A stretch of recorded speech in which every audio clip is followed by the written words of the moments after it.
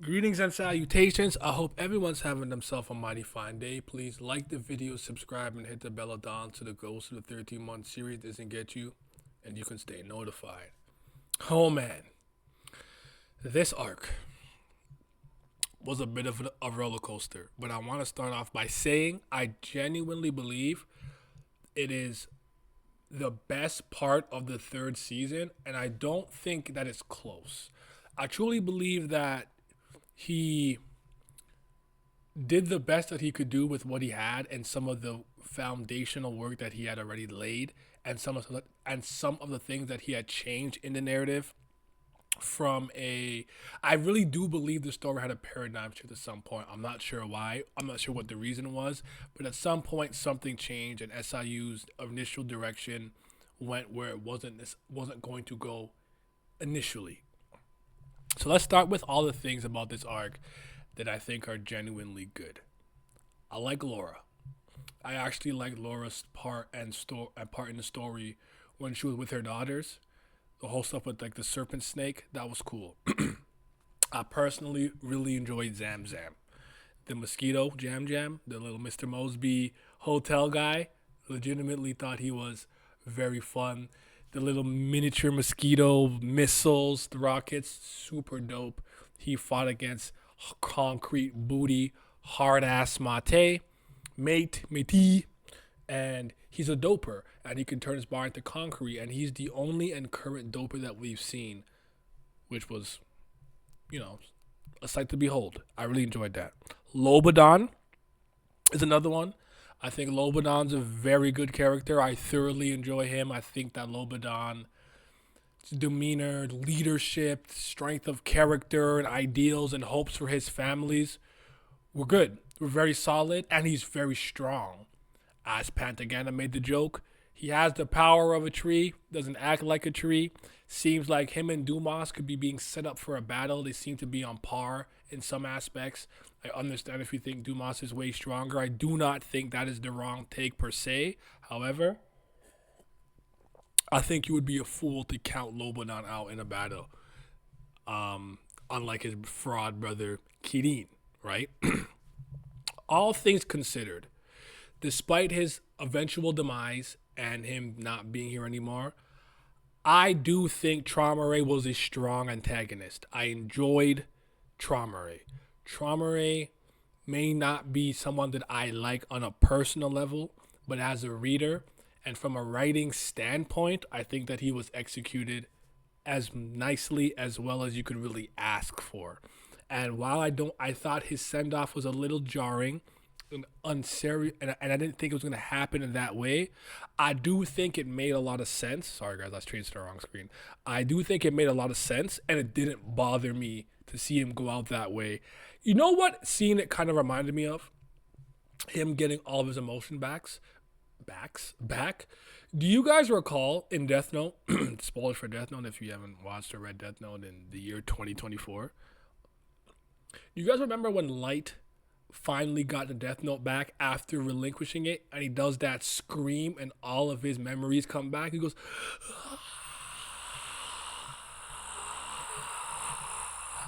and then the watch, and with the blood, I think he writes a name down. It felt like having suppressed your emotions for that many years, for that many decades, that many centuries, and getting them all flooded back in that moment was overwhelming, and thus he took his life. I'm trying to think of any other characters before I get to this one that truly stood out to me. I obviously very much enjoyed my guy Mazzino being there, and he was a very powerful showcase and a force to be reckoned with, but he failed at every objective that he came here to accomplish. So let's say it was a video game, and the point was to, not the point, but like what we were trying to do was complete a main quest and maybe 3 set objectives, all failed. The red light district stopped them? No. Okay, the captain? No. Okay, well, I can at least save the baby. Why is the baby acting weird? No. Lucilek got you. And then finally, a family had still died.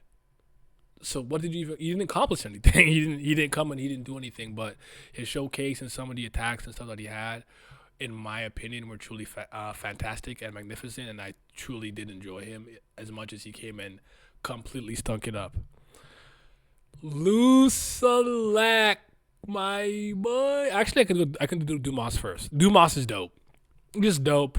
I really didn't like the battle with him that Bam had, but he's sick. Excuse me, sorry. I respect him. Truly, I do. I think he's a really good character, so shout out to him. I think Hugo was enjoyable. Material Girl. I don't have any strong opinions on her in any direction, but I just found her to be enjoyable, good design, all those things. So shout out to Hugo. Trying to think what else, who else, before I get to my MVP, Loose Leg. That might be all the standout characters that I really wish to highlight. I didn't hate what Aguero did. I'm not an Aguero hater personally. Aguero, he was cool. Darcy was cool. Okay, Loose Leg, my man's the MVP of this arc. Showed up, showed out, and left with everything that he came to get.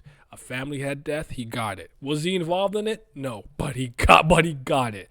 I'm here to see the revival of V. The revival of V happened. I gotta get V out of here. I got V out of here. I'm about to step to Mazzino and hit him with the LeBron. No, look at this ball. Fade away 3 times. Put him in that white dimensional space. I'm hitting that. He came when he showed out. That's the MVP of this arc. His fight with Mazzino is the best part of this arc to me.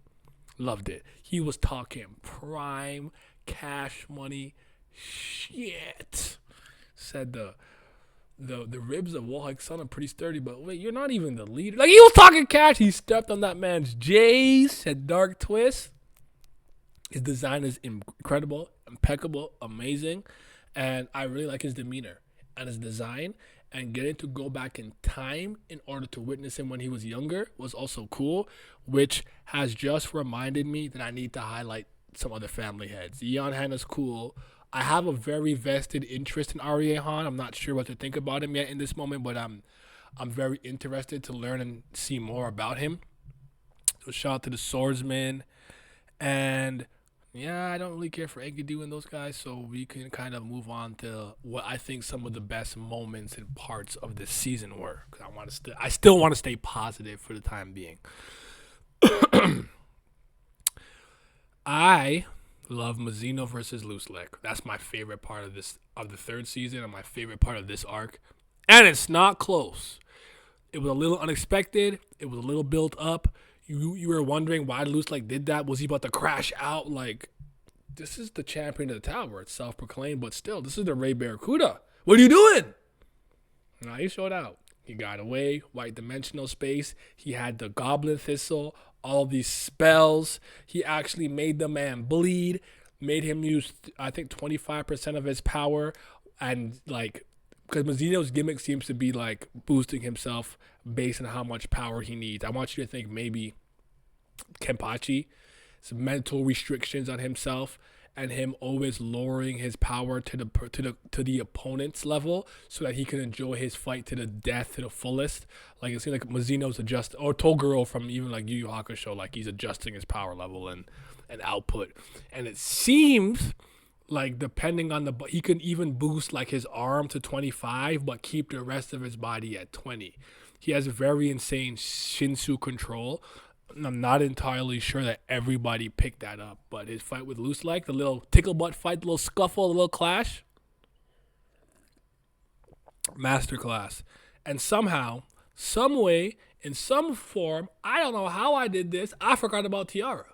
And Tiara was lit. She was incredible, amazing, iconic, goated, beautiful, a maniac, a combative genius.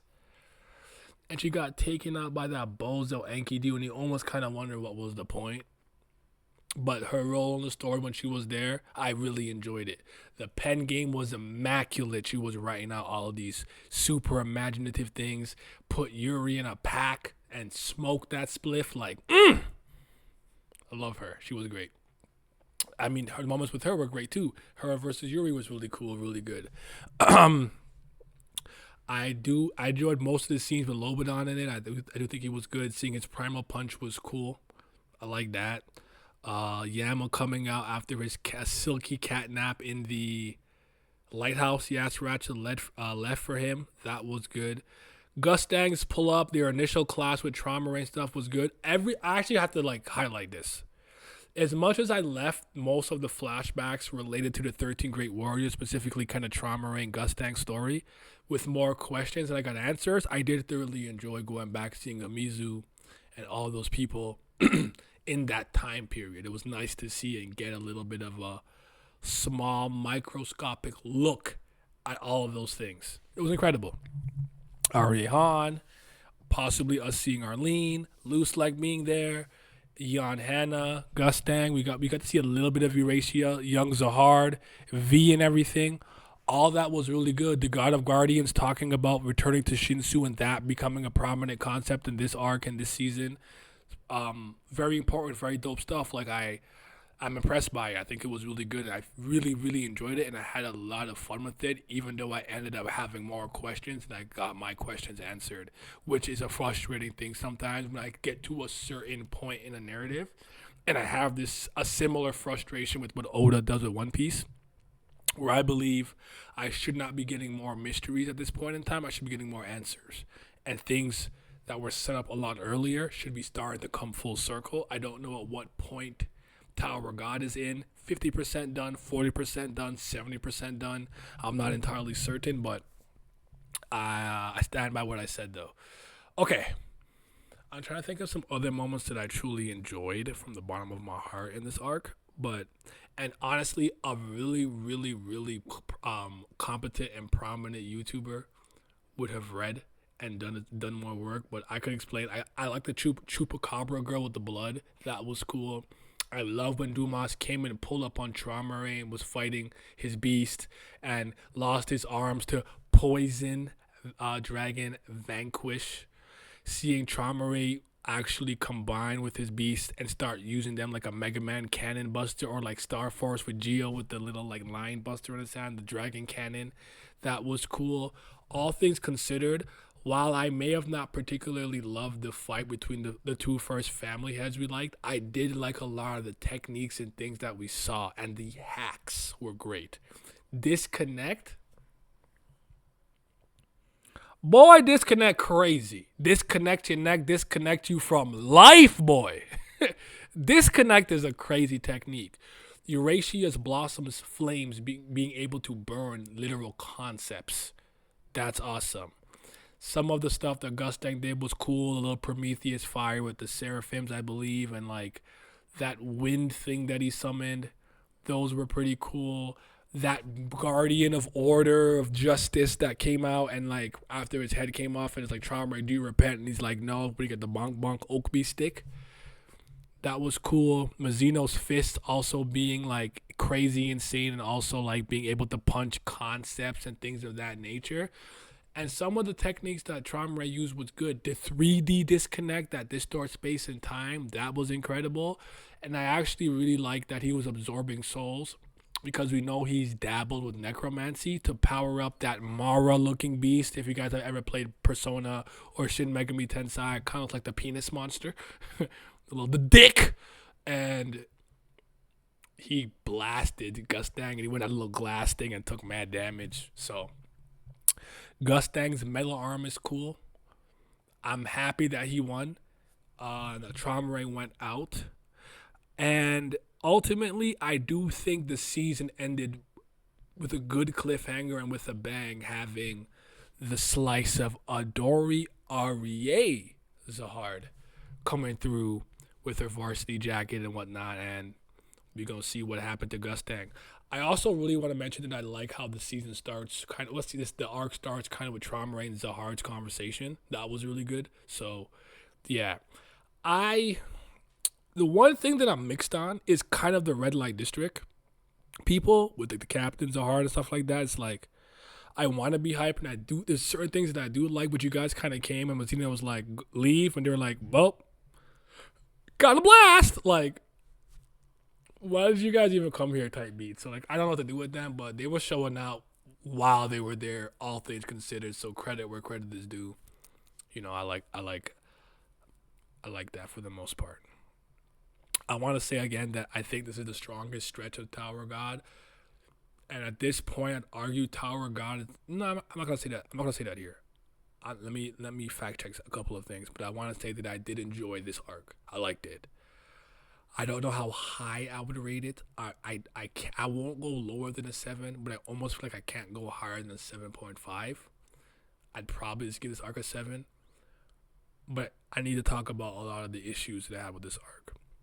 Some of it's not arc specific; it's more season 3 specific. And if you guys go back to my content as early or as far as 5 to 4 years ago during the last station where Calivan pulls up, I could see the fissures and cracks in the earth starting to form. I could see it. I could. I'm being really transparent and honest with you. And I was hoping I was wrong, but they kind of came to fruition in the 3rd season. But we're focusing on the arc, not the season yet. I don't like Dumas versus Bam. It's not a good fight. It's not interesting. It was full of fake out deaths and Guerrero and Rag weirdness that I didn't like. I don't fully understand the workings of Dumas's armor and inner world type thing. Leviathan helping him out was cool. Him saying I'm going all out but not going all out was kind of dumb. I just wasn't moved at all. I'm almost pretty sure I might like the White fight more, and you guys know how much I dislike the fight with White and Bam. I think it's a terrible fight. For the most part. So, yeah, I didn't like that. I think Belleria wasted our time.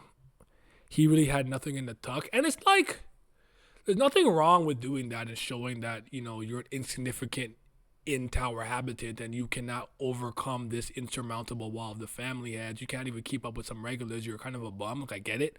I'm not saying it's, like, the worst thing I've seen, but, like, you want to believe at the very least he's a schemer and he's not even that. Like, he sucks. Enkidu sucked. Enkidu was weird. Enkidu just crashed out. I just don't like Enkidu. He's not interesting.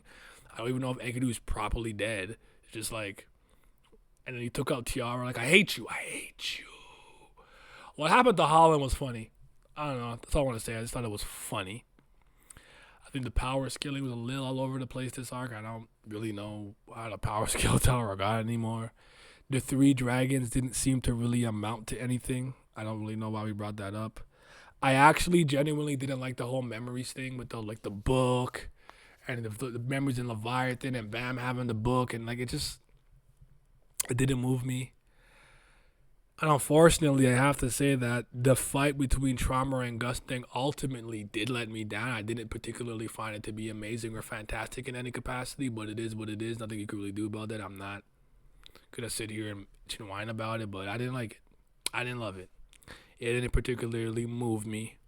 But it wasn't like the worst fight I've seen or the worst fight in the series, but it's like this wasn't the moment. And again, weirdly enough, I find that a lot of things that are happening with Tower of God is having a lot of overlap with Una Pieza One Piece, where it's like a lot of the things that these authors seem to be really good at and how they used to capture their audience with certain things, they seem to have maybe misunderstood how that works. Make a few changes that I don't know that is for the best or the better. And a lot of moments that we waited a lot of years looking forward to not really living up to the expectation, the hype, and the wait. I'll give you a few examples. Kaido versus Luffy to me ultimately wasn't even close to the pinnacle of a One Piece fight. Like, I don't think it goes harder than Rob Lucci. I don't think it goes harder than Katakuri. Like, a lot of East Blue fights like Don Krieg and Arlong, I don't think they're better. I genuinely believe that. I'm not kidding. And like, we wanted to see Kizaru versus Luffy for a while, considering what happened in Sabaody on Egghead. That shit was unserious. So I'm like, okay, 2 family heads, it's time. It didn't deliver to me. I don't think it was worth the wait. And I don't apologize for that. I'm not telling you not to like it, and I'm not telling you that my opinion on that is correct or my viewpoint is correct. That is just how I feel and how I'm thinking, and I stand on that 10 toes down. If you enjoyed it, good for you. I'm happy for you. I didn't really care for it like that. And I'm allowed to have my opinion the same way you're allowed to have yours, because some of you guys are so effing weird in the comments and mad annoying. So I'm going to just leave it at that. I gotta say, one of the biggest disappointments for me in this arc was Rachel. I think for the first time I thought Rachel was mishandled, misused, and uninteresting. I think Rachel always injects a much needed dose of intrigue and interest when she's around, more often than not, but it didn't happen this time. It just didn't. And I just don't really know why she was there, if she wasn't really going to do anything. But maybe in season 4, it'll come full circle and we'll really know why. Yura stinks. Horarian was around doing her thing. I like Garnak, the butterfly elder. I think he's cool. Interested to see what Hodge Sung is going to do with the BAM information and the V stuff. And I guess we should probably really talk about the V stuff. I'm sorry it took so long for me to get to that. But all right, V. Mixed bag for me. I'm not happy. I'm not upset. This is one of those things where, like, it's hard for me to tell you how I feel about it. I have to see how it's executed in its totality from top to bottom, from start to finish. For all I know, the V stuff is executed really well and I like it. Maybe I don't. Maybe somewhere in the middle. I am cautiously optimistic for the time being when it comes to the V and BAM body dynamic, body snatching thing, and we'll see how it plays out. The revenge, child of Arlene, yada yada, whoop-de-whoop, blah, blah, blah. I want to see it play out before I react poorly, positively. I'm gonna stay even keeled for the time being. That makes the most sense to me for right now. But I would love to hear you guys' opinion on it. You like it, you don't like it, you think it's nonsense, you want BAM back, you want V gone, you want V in his own body. There's a lot of implications that maybe he can leave the body, slip through the cracks, or maybe just take over BAM indefinitely. I don't know. The only Eastern story that I've seen the main character really change in a way, and I won't spoil kind of why, was Tsubasa Reservoir Chronicles from Clamp, one of my all-time favorite manga. So, I don't see BAM not being the protagonist moving forward, but it's interesting food for thought just because of what's been going on and everything. But I want to say I believe that this arc had a lot of great stretches of back-to-back chapters, especially anything with the Mizu, Trauma, and Gustang in the past or in the background. I think those were all really well executed. There was a couple stinkers. I think specifically the stinkiest chapters were like the BAM and Dumas ones, and I do think Rack's power up was terribly executed, terribly handled, and I don't like how it happened. It just wasn't good to me really from in any capacity. The Rack power up to his ancient, and I think that gives him a crutch that sometimes he can make Rack as strong as he needs to be or as weak as he needs to be. I'm not loving that. Did the chalice that thing broke? Is it going to really affect Dorsey moving forward? What's going on with that? We'll have to see. And again, this season was the weakest season overall, and I do think that this was the best arc in the season, but I don't think as far as the Tower of God standards and like the best I've seen in Tower of God, I think he can do better. And he did say in his like afterward blog post notes that he's gonna really try to do better. We'll see. I have to see it to believe it. Words don't mean anything to me. You gotta walk the talk. Actions over words. That's just how I operate. You don't have to operate the way that I do. Me and you are not the same individual. But overall, I enjoyed the arc for what it was. I thought it was solid. It did what it had to do, I guess. I may have not loved a lot of decisions, and I may have not been liking the paradigm shift I've been seeing for quite some time with Tower of God in terms of how we're moving, but I've made peace with that about a year and a half ago or 2 years ago, so I just take what I get. I react to what I get. I don't get too high or too low. I try to stay somewhere in the middle, and I'm going for 7 out of 10 for this arc. That's what I'm going to give it. I'm trying to think if I could think of a favorite panel all time for the arc, or a favorite piece of dialogue all time. But let me know what you guys would rate this arc out of 10. If you could think of your favorite dialogue or favorite panel in general, or a few of them, let me know. I'm trying to think right now. I really think Loose Lex ish talking to Mazzino might be some of my favorite bars of this saga.